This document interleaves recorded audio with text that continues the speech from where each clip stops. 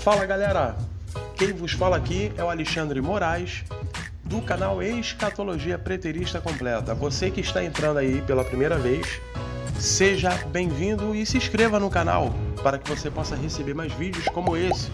Toda semana estou postando vídeos novos, tá? Estarei falando aí a respeito da Nova Jerusalém, farei aí o pareamento, né, do Apocalipse capítulo 21 com as palavras dos profetas Isaías, Jeremias e Ezequiel em específico, tá? Estarei falando aí dentro da visão preterista, beleza? Então vamos lá, vem comigo e me acompanhem nesse vídeo. Vamos lá galera, estarei falando aí a respeito da Nova Jerusalém, tá? É um assunto onde muitos conhecem, muitos já ouviram falar e que está sendo mencionado, tá, pelo apóstolo João. Uma das passagens mais conhecidas está em Apocalipse capítulo 21. Eu não vou ler Apocalipse capítulo 21 agora, por quê? Porque o meu objetivo aqui é fazer o pareamento da Tanar do Antigo Testamento com o que foi falado, né, por João no Apocalipse, beleza? Tranquilo? Então vamos lá. A primeira passagem que eu quero fazer a mencionar é Isaías capítulo 60, onde Isaías vai falar o seguinte, que faz o pareamento com Apocalipse capítulo 21. Isaías 60, versículo 18, capítulo 18.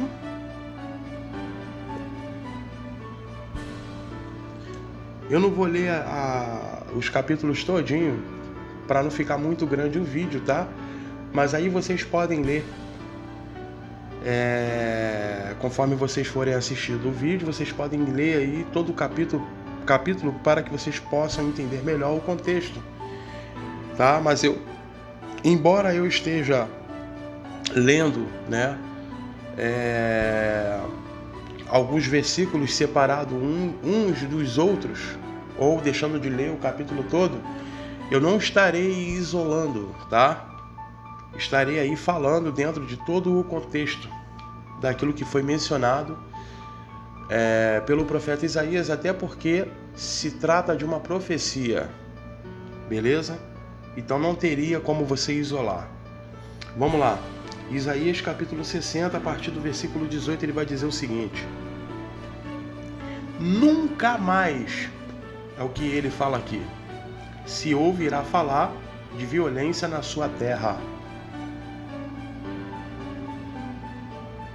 nem de ruína ou destruição em seu território, mas as suas muralhas você chamará salvação e os seus portões louvor. Eu já quero apresentar logo de início o seguinte, vamos analisar aqui.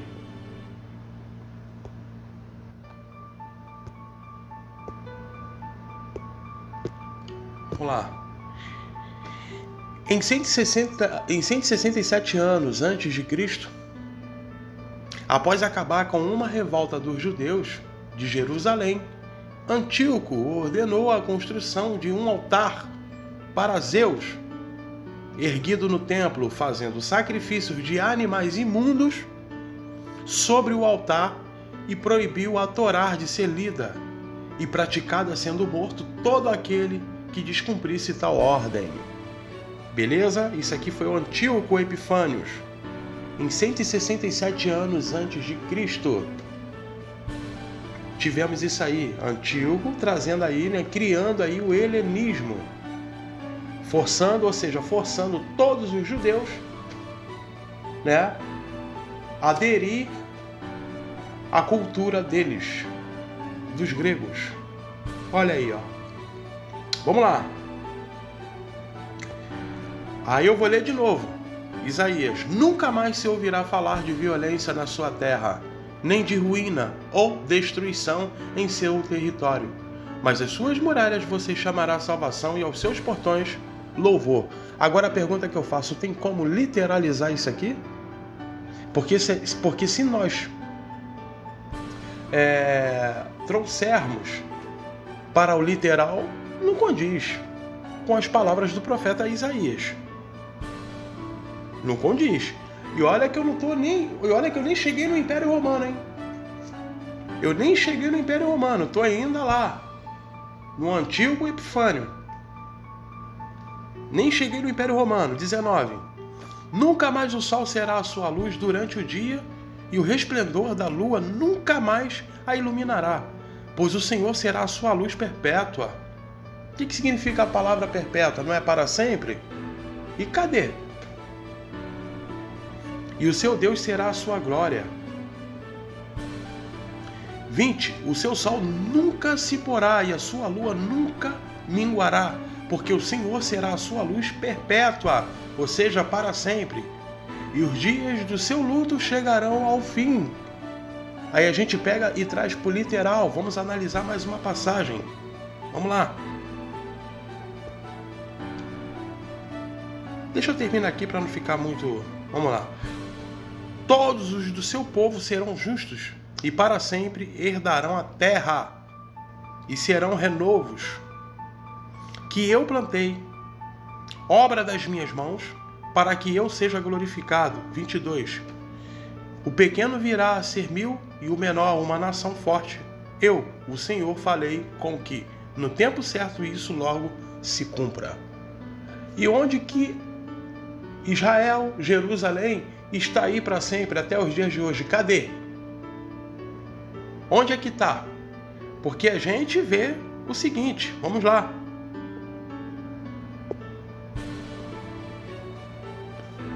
Olha só.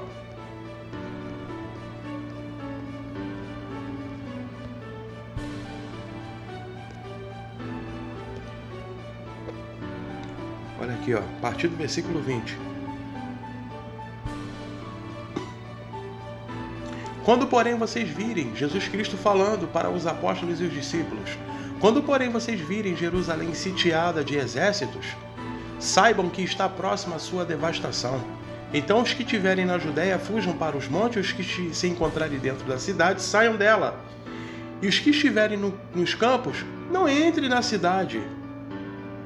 Porque esses dias são de vingança para que se cumpra tudo o que está escrito. Nessa época aqui, não existia o Novo Testamento. Jesus Cristo estava falando a respeito de quê? Para que se cumprisse o que está escrito na Tanar, ou seja, por parte dos profetas.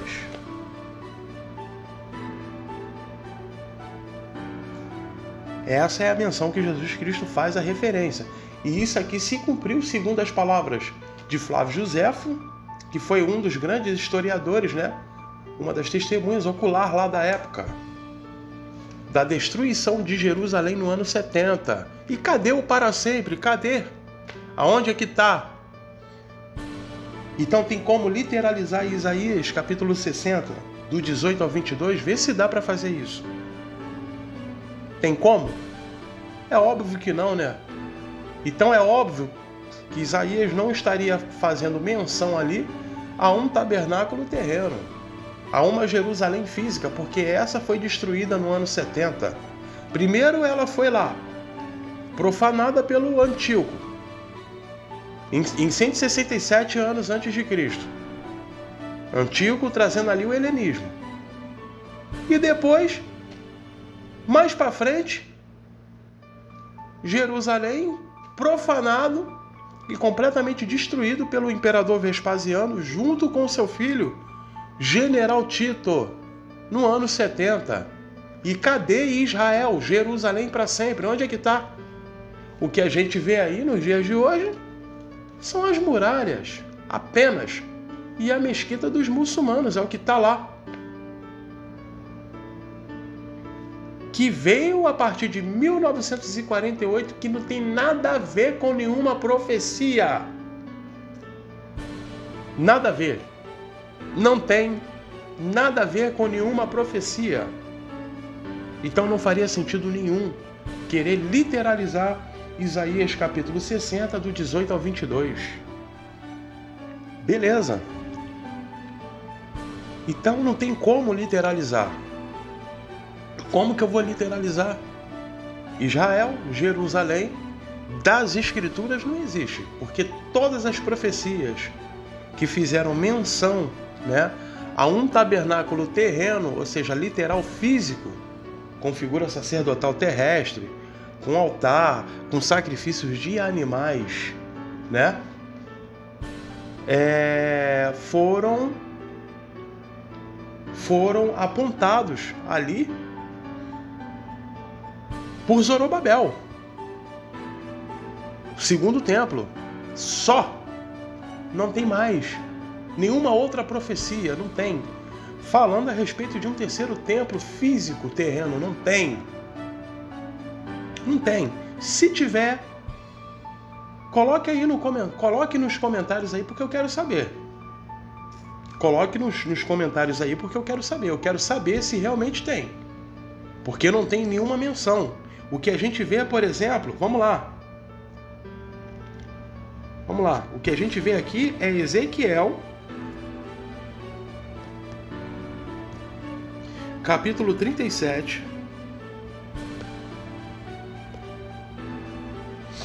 Eu não vou falar aqui do Vale dos Ossos Secos, para não ficar muito grande, tá?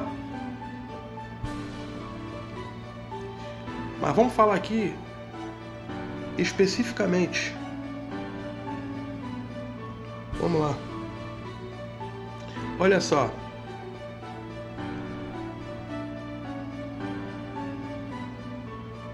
Vamos ler a partir do versículo 24.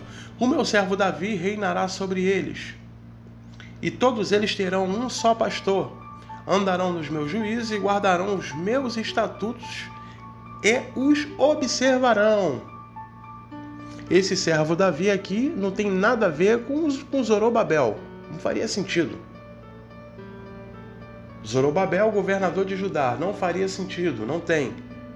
Então esse apontamento aqui é um apontamento que dá a Jesus Cristo. Porque Zorobabel ele não foi nenhuma ligação de um novo pacto ou de uma nova aliança.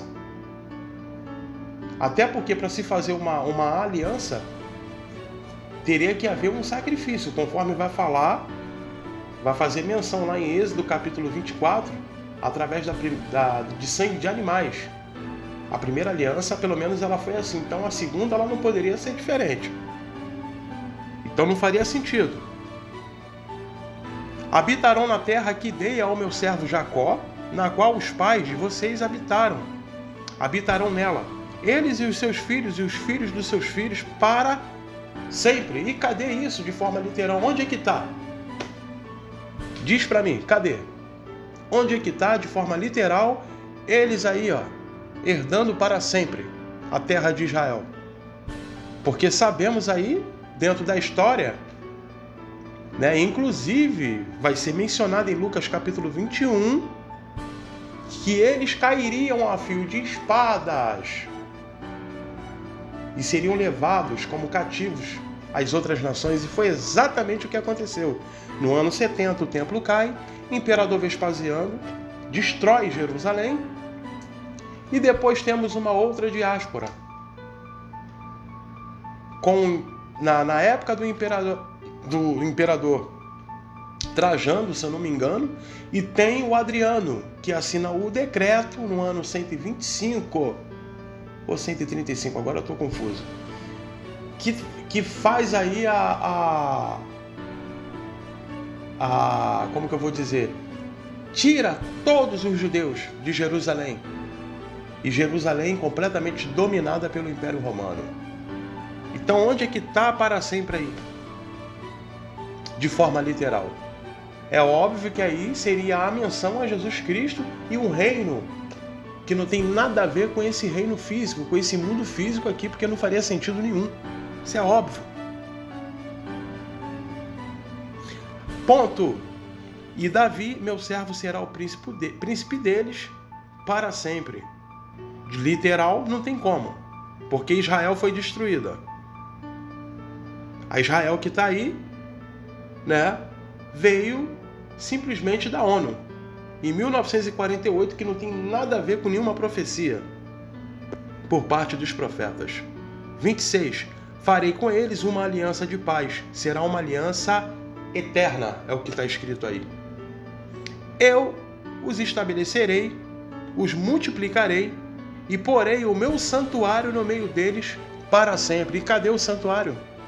Onde é que está? Vamos lá. Vocês aí que estão assistindo o meu vídeo e que aderem aí à religião judaica, o judaísmo ortodoxo. Cadê o templo? Cadê o santuário terreno, físico? Onde é que está? Diz para mim. Cadê? Porque o que a gente vê aí é só o Muro das Lamentações e a Mesquita dos Muçulmanos.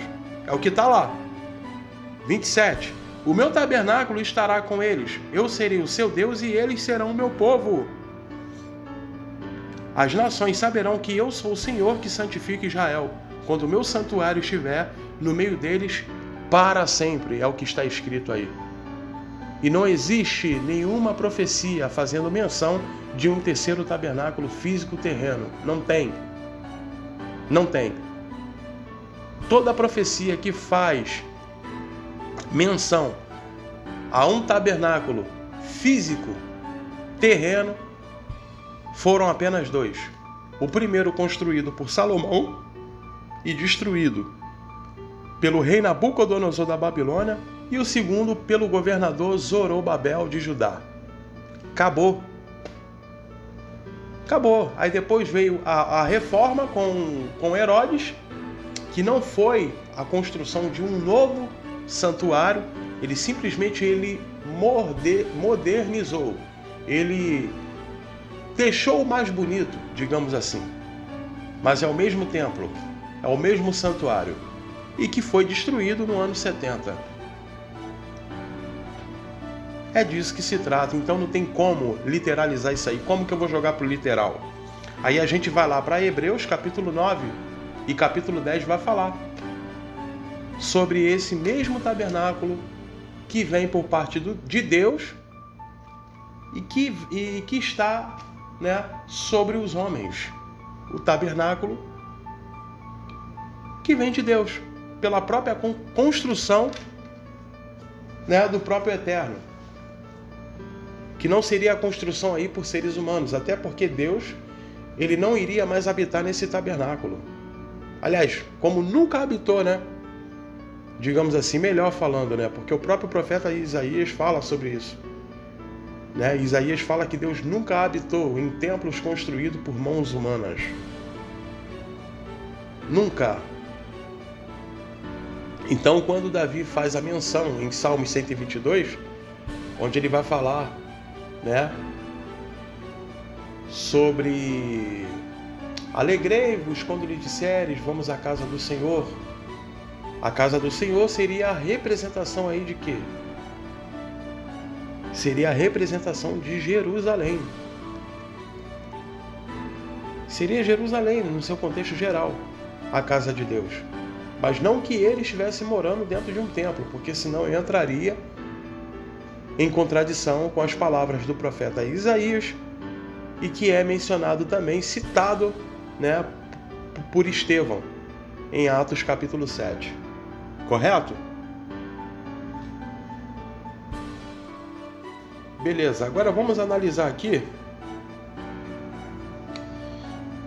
Isaías 54, mais uma passagem aí, do qual não tem como a gente literalizar isso aí, não faria sentido nenhum. Isaías 54, eu não vou ler a passagem toda para não ficar muito grande, senão o vídeo vai ficar muito longo, né? E é chato a gente assistir um vídeo que é muito grande. As pessoas hoje em dia não têm muito tempo para poder se prender a vídeos longos, beleza? Ó, 54, vamos lá. Versículo 1. Olha aí, ó.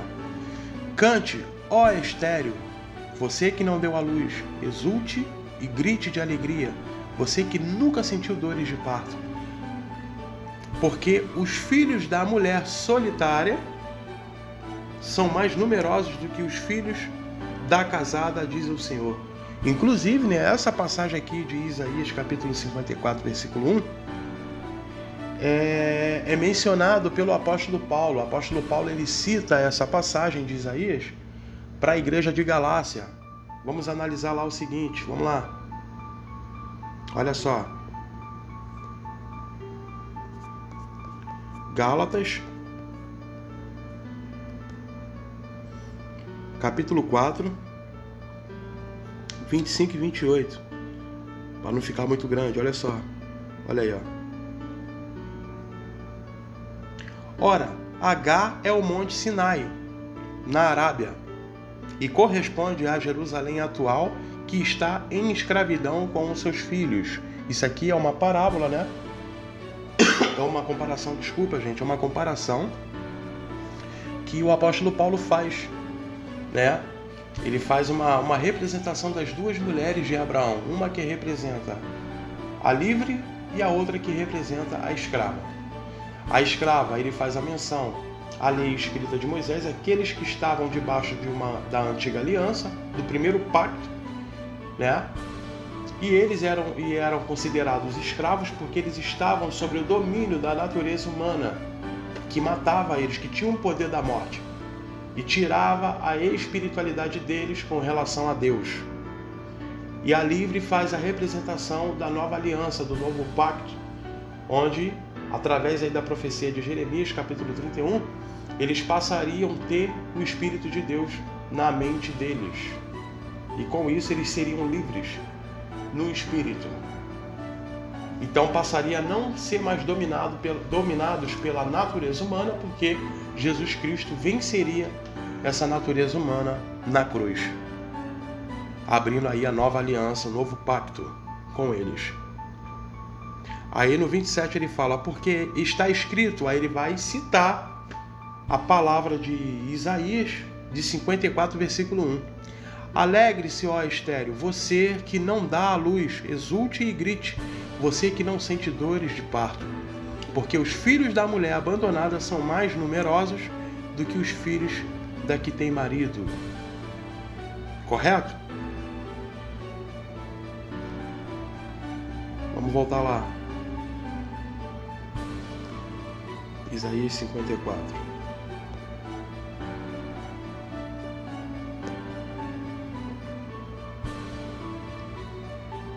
Por que Isaías ele fala isso?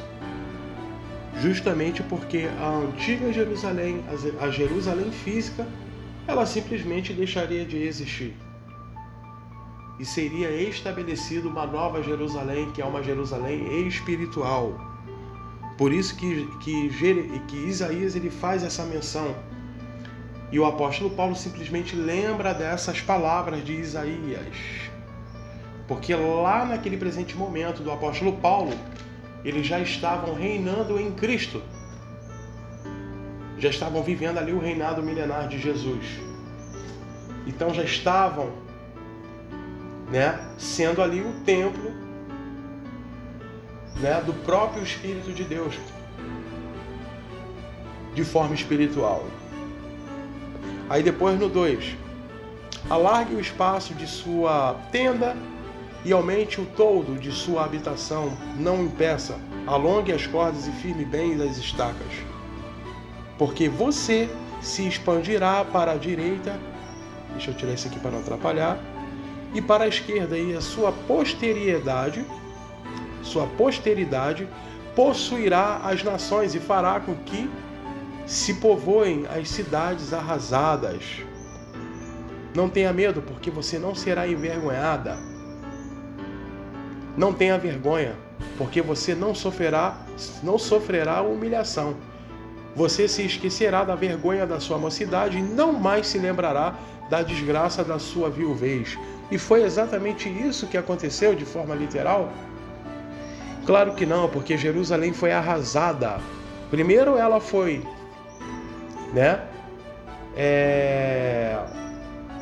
profanada lá por Antíoco, em 167, é muito bom lembrar isso, e depois ela foi destruída e arrasada pelo Império Romano no ano 70, pelo Imperador Vespasiano. Então isso aqui tem como literalizar? Se eu for colocar isso aqui para o lado literal, eu simplesmente vou colocar o profeta Isaías como um merda de um mentiroso, dentro da Taná. Não faria sentido. Porque ela foi envergonhada de forma literal, ela foi arrasada, ela foi destruída. No ano 70 morreram mais de 1000 judeus, cara, a fio da espada pelo Império Romano. Então não faria sentido eu querer simplesmente literalizar isso aqui. Então, para o profeta Isaías simplesmente não ser um merda dentro da Taná, ele estaria falando de quê aqui? De uma nova Jerusalém. É óbvio. É óbvio. Agora vamos analisar aqui mais uma passagem que está em Isaías 66. Vamos lá. Olha só. Isaías 66, versículo 22. Olha aqui, ó. Porque assim como os novos céus e a nova terra, que hei de fazer, estarão diante de mim, diz o Senhor, assim também estão diante de mim a posteridade e o nome de vocês. Olha aí, ó. Esse novo céu e a nova terra é literal? Claro que não. Não é literal. Não é literal. Ele não faria um novo céu, uma nova terra de forma literal, para simplesmente ser envergonhada e destruída, e muito menos profanada. Ele não faria isso. Vamos lá. Isaías 52. Olha aqui, ó.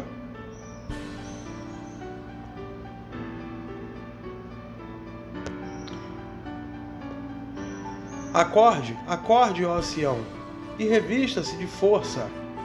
Vista as suas roupas finas, ó Jerusalém, cidade santa, porque os incircuncisos e imundos, olha aí, ó, nunca mais, é o que está escrito aí, entrarão em você. E foi exatamente o que aconteceu? Foi exatamente isso o que aconteceu? Foi? Claro que não, né? Não foi. Olha só. Olha aí, ó. Vamos lá. Vamos analisar aqui, ó. Olha aqui, ó. Mateus capítulo 23. Mateus capítulo 23.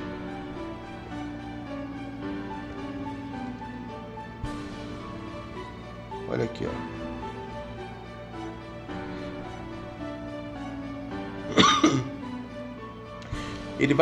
Jesus Cristo vai jogar na cara dos líderes religiosos, aqueles que foram safados, ladrões, corruptos,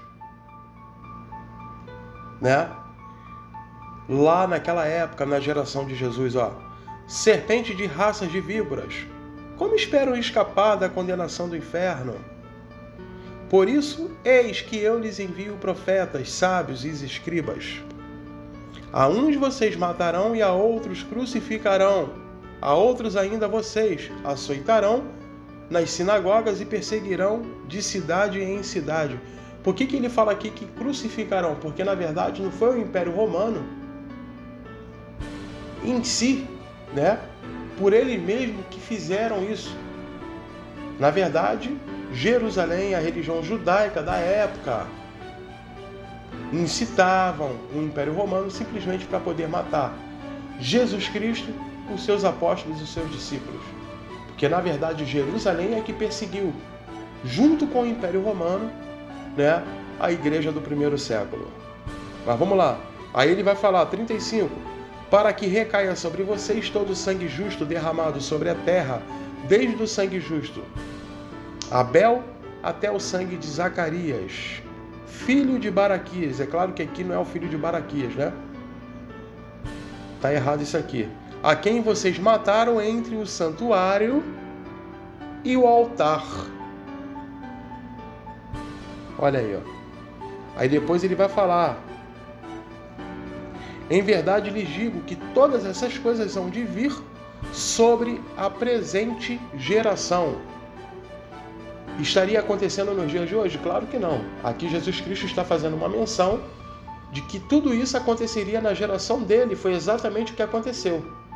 Jerusalém foi destruída lá no ano 70, na mesma geração de Jesus Cristo, né? Que para os israelitas uma geração é um período de 40 anos. Inclusive tem um vídeo, né, anterior aí no canal falando sobre geração. O que é a geração?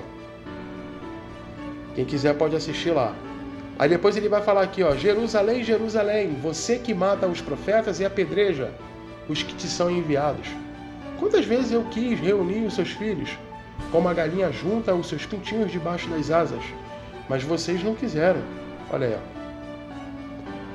Eis que a casa de vocês ficará deserta. É o que ele fala aqui. Olha aí. Aí a gente volta lá para Isaías, capítulo 52.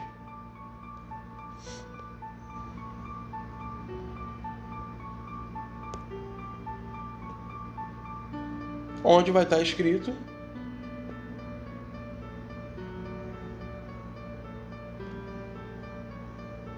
nunca mais entrarão em você. Aí vamos levar para o literal. Foi isso que aconteceu? Jerusalém completamente arrasada, conforme vai falar em Lucas capítulo 20, pelo Império Romano. E cadê o nunca mais aí de forma literal? Onde é que está? A gente não tem o templo, a gente não tem os sacerdotes terrestres, figura sacerdotal terrestre e sacrifícios de animais. Cadê? Aonde é que está? Cadê? Vê se faz sentido querer literalizar isso aí. Agora olha só, vamos lá, versículo 9 e 10. Olha aqui, ó. Gritem de alegria e juntas exultem. Ó ruínas de Jerusalém, porque o Senhor consolou o seu povo. Ele remiu Jerusalém. O Senhor desnudou o seu santo braço à vista de todas as nações, e todos os confins da terra verão a salvação do nosso Deus. E cadê a salvação de Jerusalém, de Israel? Onde é que está? Jerusalém e Israel completamente aniquilada. Todos eles completamente deportados para outras nações, conforme vai mencionar aí na história, né? Pelo imperador Adriano, assinando o decreto. Cadê? Não faz sentido, né? Não teria lógica. Vamos lá, Isaías, capítulo 25, do 6 ao 9.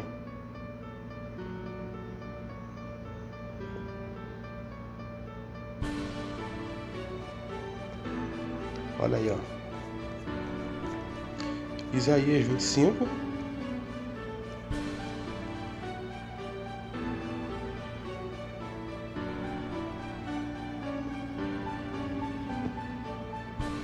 Olha só. O Senhor do Exército dará neste monte um banquete para todos os povos. Será um banquete de carnes suculentas e vinhos envelhecidos. Carnes suculentas com tutanos e vinhos envelhecidos bem clarificados. Neste monte ele acabará com o pano que cobre todos os povos e com o véu que está posto sobre todas as nações. Tragará a morte para sempre, e assim o Senhor Deus enxugará as lágrimas de todos os rostos, e tirará de toda a terra o vexame do seu povo, porque o Senhor falou. E cadê? Aonde que a morte foi destruída de forma literal? Onde é que está isso? Onde é que está que ele tirou todo o choro, todo o pranto, toda a dor? Tivemos milhares, centenas de judeus que choraram amargamente, que se lamentaram. O próprio Jesus Cristo menciona isso. Né? No Apocalipse capítulo 1 está escrito lá que todo olho veria a manifestação dele, né? Trazendo juízo e justiça sobre as nuvens do céu. Sabemos que isso é uma figura de linguagem, porque quando se trata de nuvem, é uma representação de juízo e justiça, e está claro e nítido isso na Taná. É simplesmente Deus colocando o Império Romano para poder destruir Jerusalém. Por qual motivo? Porque matou os profetas e apedrejou aqueles que foram enviados. Desde o sangue de Abel até o sangue de Zacarias. Né? É o que está sendo mencionado, segundo o que está escrito. Cadê? E eles choraram. As 12 tribos que já estavam lá dispersas, conforme o próprio apóstolo Tiago menciona na carta dele, está lá, já estava lá, e eles também choraram amargamente.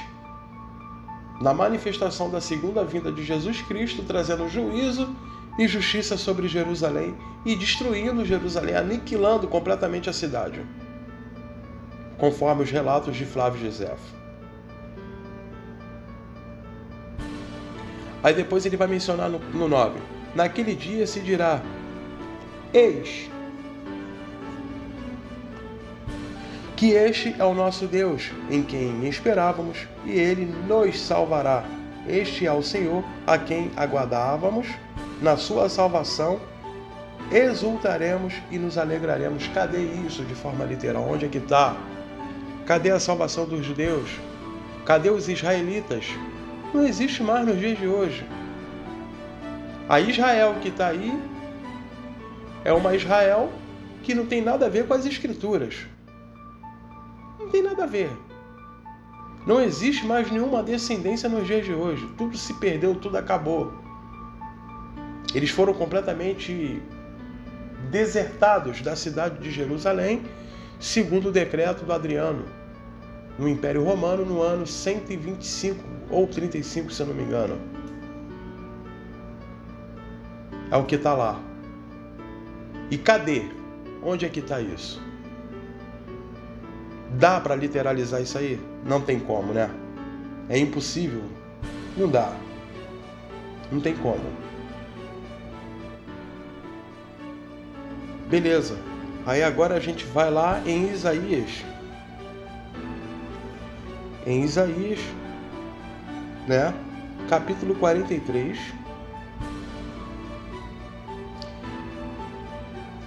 Vou ler somente do 16 ao 20, para não ficar muito grande. Olha só. Assim diz o Senhor, que preparou um caminho no mar e uma vereda nas águas impetuosas, que fez sair os carros de guerra e os cavalos, o exército e a força, e eles jazem ali e jamais, olha o que está escrito aqui, ó, e jamais se levantarão. Então estão extintos, apagados, como um pavio. Não fiquem lembrando das coisas passadas, nem pensem nas coisas antigas. Eis que faço uma coisa nova. Agora mesmo ela está saindo à luz. Será que vocês não o perceberam? Eis que porei um caminho no deserto e rios nos lugares áridos. Os animais do campo me glorificarão, os chacais e os filhotes de avestruzes, porque porei águas no deserto e rios nos lugares áridos, para dar de beber ao meu povo, ao meu escolhido. A este povo que formei para mim, para celebrar o meu louvor. Inclusive, isso aqui é uma das passagens que o próprio João, né, ele menciona no Apocalipse capítulo 21, que daqui a pouco eu vou ler para vocês. E ele vai falar, né? João vai falar que tudo se fez novo. Aliás, quem fala isso é o apóstolo Paulo. Na verdade, o apóstolo João, ele vai falar, vai fazer a menção, né, dessa parte aqui, onde ele menciona: não fique lembrando das coisas passadas e nem pense nas coisas antigas. Eis que faço uma coisa nova. É essa passagem que o apóstolo João menciona, né? Tudo se fez novo, quem fala é o apóstolo Paulo. Eu acabei confundindo. Beleza?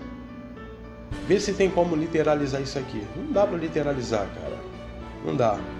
Com a destruição de Jerusalém no ano 70 não tem como. Olha aí, ó. Beleza. Eu não vou ler aqui, né? Tem mais profecias falando sobre a Nova Jerusalém. Eu não vou ler mais aqui, porque senão o vídeo vai ficar muito grande. Mas eu vou ler algumas passagens que faz o pareamento, que está em Hebreus, tá? No livro de Hebreus, vamos analisar. Vamos lá. Olha só, Hebreus.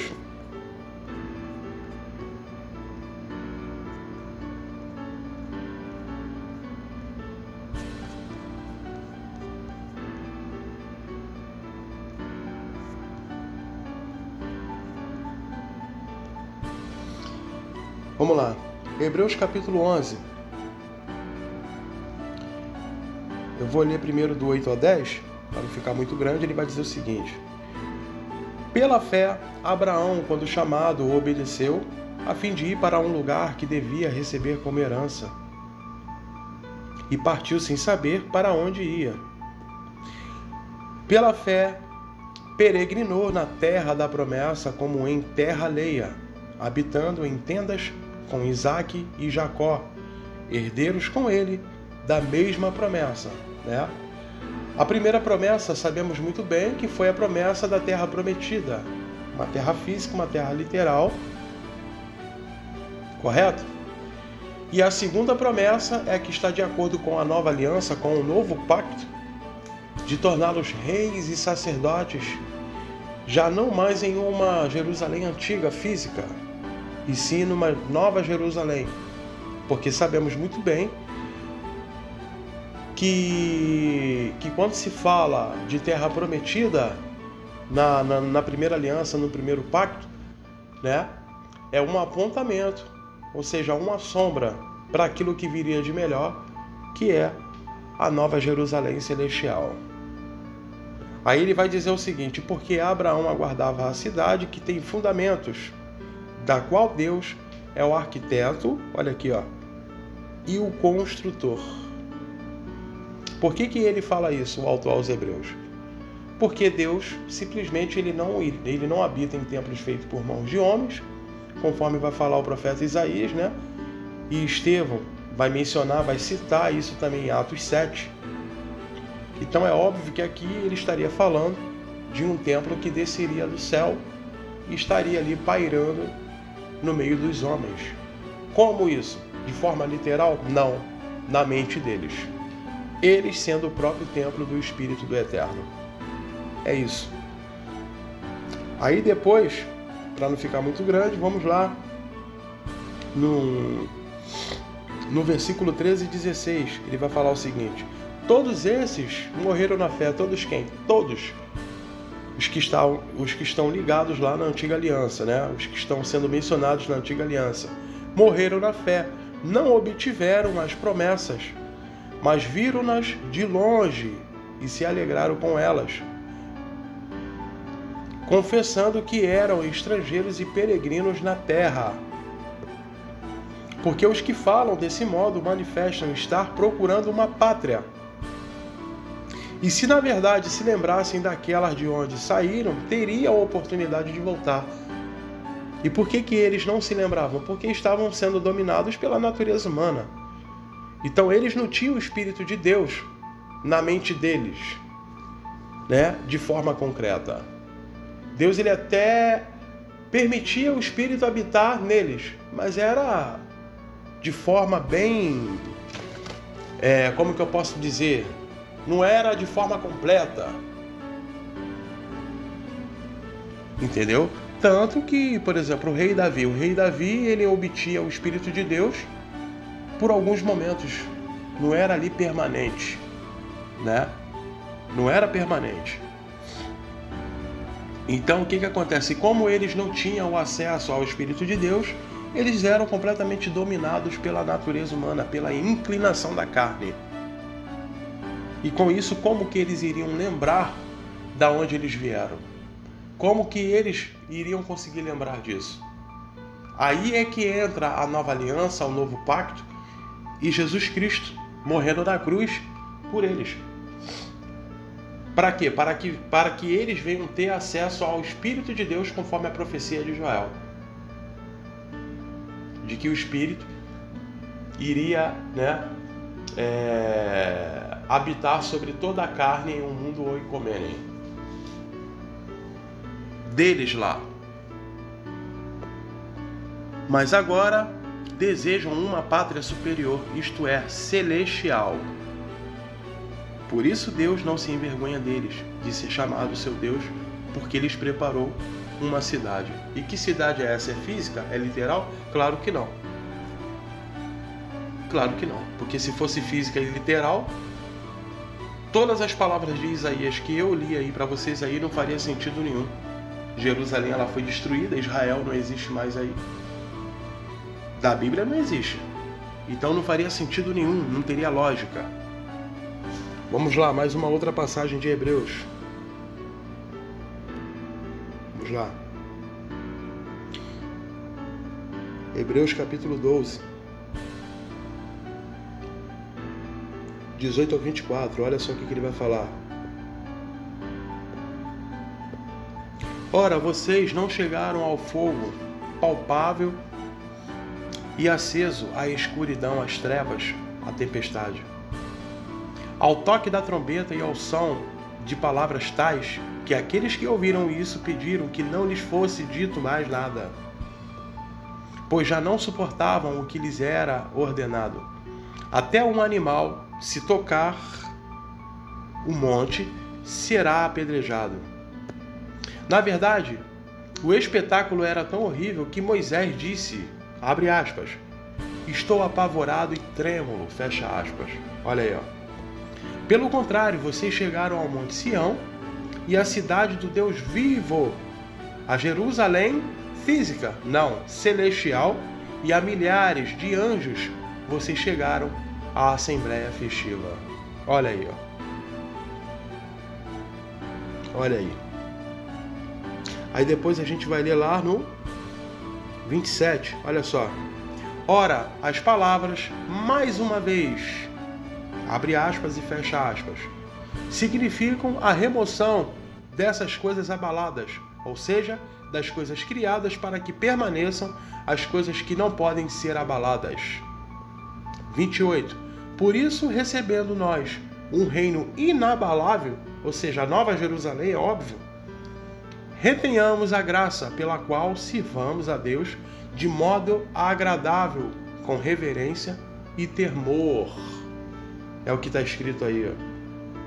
Então vocês percebem nitidamente do quanto o autor aos Hebreus ele faz aqui uma comparação da Jerusalém antiga, né, do qual ela poderia ser abalada, como ela foi diversas vezes abalada, né, diversas vezes invadidas por outras nações, por outros reis.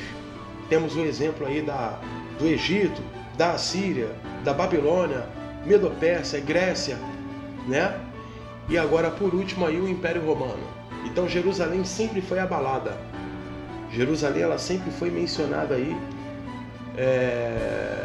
como um povo que sempre voltou atrás aí nas palavras do Eterno e cometeram iniquidades. Então, é óbvio que o autor aos Hebreus aqui estaria fazendo aí uma comparação de uma nova Jerusalém que jamais seria abalada, né? O próprio Daniel, ele menciona isso em Daniel capítulo 2 lá, se eu não me engano. Ele vai falar que esse reino jamais seria vencido, né? Seria destruído por qualquer outro reino. Então é óbvio que Daniel também ali faz a menção a respeito de uma nova Jerusalém, da mesma forma que o autor aos Hebreus. Correto? Aí a gente vai lá no capítulo 13, do 11 ao 14, onde ele vai mencionar também. Olha aí, ó. Pois aqueles animais cujo sangue é trazido pelo sumo sacerdote para dentro do Santo dos Santos, como sacrifício pelo pecado, tem um corpo queimado fora do acampamento. Por isso, também Jesus, para santificar o povo, pelo seu próprio sangue, sofreu fora da cidade. Saiamos, pois, a ele fora do acampamento, levando a mesma desonra que ele suportou. 14. De fato, não temos aqui cidade permanente, mas buscamos a que há de vir. E por que o autor aos Hebreus fala isso? Principalmente no versículo 14. Por quê? O autor aos Hebreus fala isso porque ele sabia muito bem, Jesus Cristo já tinha prometido isso, que essa cidade seria destruída pelo Império Romano. E que seria vigorada aí a Nova Jerusalém, que viria do céu por parte de Deus. Para eles. Não para nós aqui nos dias de hoje, para eles. Beleza? Agora vamos analisar lá Apocalipse capítulo 21.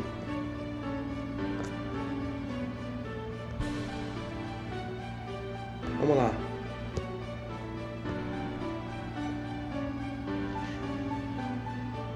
Revelação de Jesus Cristo, a qual Deus... Peraí. Peguei errado aqui, é Apocalipse 21.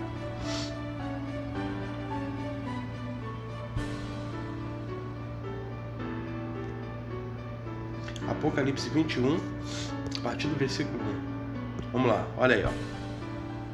Eu vi o novo céu e a nova terra, pois o primeiro céu e a primeira terra passaram. Por que João fala isso? Porque primeiro céu e a primeira terra é a representação da antiga Jerusalém, da Jerusalém física e terrena. E o mar já não existe. Qual é a... Por que ele diz isso aqui? Por que ele fala que o mar já não existe? Porque essa Jerusalém, a nova Jerusalém, ela jamais seria abalada por nenhum rei da terra, ou seja, por nenhuma besta. E as bestas, elas saíram da onde? Elas emergiram da onde? Não foram do mar? Conforme vai mencionar em Daniel 7, versículo 3. Vamos lá? Olha aí, ó. Daniel 7, 3. 4 animais, grandes, diferentes uns dos outros, subiram do mar. E Apocalipse capítulo 13, versículo 1. Olha aí, ó. Vi emergir do mar uma besta que tinha 10 chifres e 7 cabeças. Olha aí. Vamos voltar para Apocalipse 21.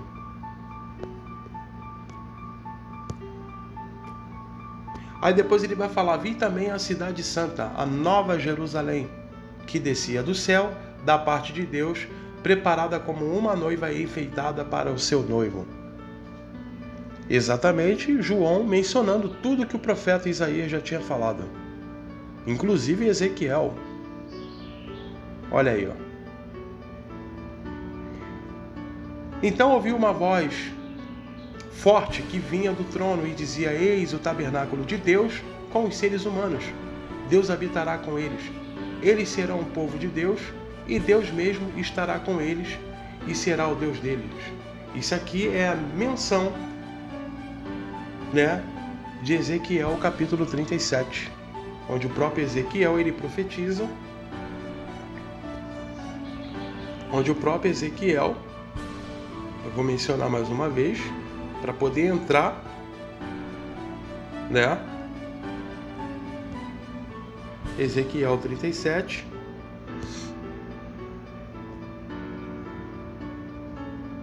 Olha aí. O meu tabernáculo estará com eles, eu serei o seu Deus e eles serão o meu povo. As nações saberão que eu sou o Senhor que santifica Israel. Olha aí. Farei com eles uma aliança de paz, será uma aliança eterna. Eu os estabelecerei, os multiplicarei e porei o meu santuário, olha aqui, ó, no meio deles, para sempre. Olha aí, ó. Fazendo pareamento, né, com a Taná. Tem como refutar? Não dá para refutar, cara. Não tem como, porque a gente olha aí para a realidade E o que a gente vê lá é só a mesquita dos muçulmanos e a muralha de Jerusalém. Não tem. Uma Jerusalém, uma Israel que não tem nada a ver com nenhuma profecia das Escrituras e que só retornou por causa da ONU em 1948, que não faz nenhum sentido. Olha aí. Aí voltando para o Apocalipse capítulo 21, olha aí. Aí depois ele vai falar: e lhes enxugará dos olhos toda lágrima, e já não existirá mais morte, já não haverá luto, nem pranto, nem dor, porque as primeiras coisas passaram. Ele mencionando aqui as palavras do profeta Isaías. E cadê que isso aconteceu de forma literal? Porque Jerusalém foi completamente arrasada pelo Império Romano. Cadê? E aquele que estava sentado no trono disse: eis que faço nova todas as coisas. E acrescentou: escreva, porque estas palavras são fiéis e verdadeiras. E foram verdadeiras porque ele simplesmente mencionou o que já tinha sido falado pelo profeta Isaías. Olha aí.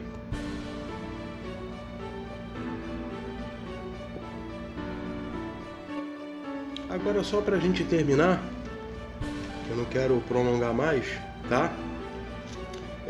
Vamos lá, só para finalizar, vou botar mais duas palavras aqui que foram ditas pelo profeta Isaías. Vamos lá. Isaías capítulo 11.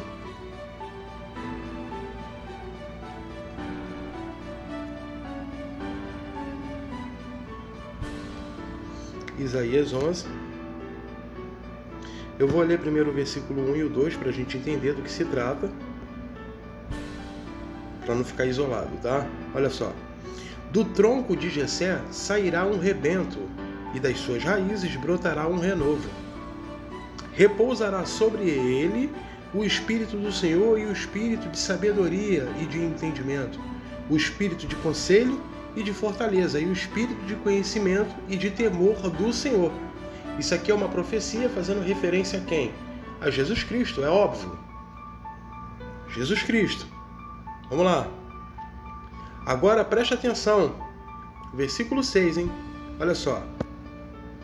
Vê se tem como literalizar isso aqui, trazer para o mundo físico. Vê se faria sentido, ó. O lobo habitará com o cordeiro e o leopardo se deitará junto com o cabrito. Como isso? O bezerro, o leão novo e o novilho gordo andarão juntos. Como? É simplesmente uma piada, cara. Eu queria trazer isso aqui para o literal. E um pequenino os guiará. Olha aqui, ó. A vaca e a ursa pastarão juntas. Como isso? E as suas crias juntas se deitarão, e o leão comerá palha como o boi. Como isso? Como que eu vou literalizar isso aqui? A criança de peito brincará sobre a toca da cobra, né? E o já desmamado meterá a mão no ninho de serpente. Como? Não se fará mal nem dano algum em todo o meu santo monte, porque a terra se encherá do conhecimento do Senhor, como as águas cobrem o mar.